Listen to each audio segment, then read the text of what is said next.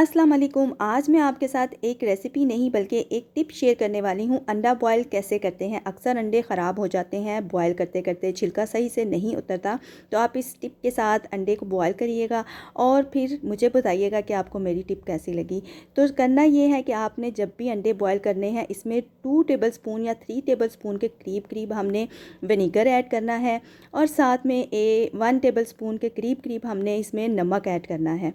तो अंडे को बॉयल करने के लिए रख देना है। यकीन करें बहुत ही अच्छे, बहुत ही सॉफ्ट अंडे बनेंगे और बॉयल होंगे और आप इनका छिलका बहुत इजीली उतार सकते हैं।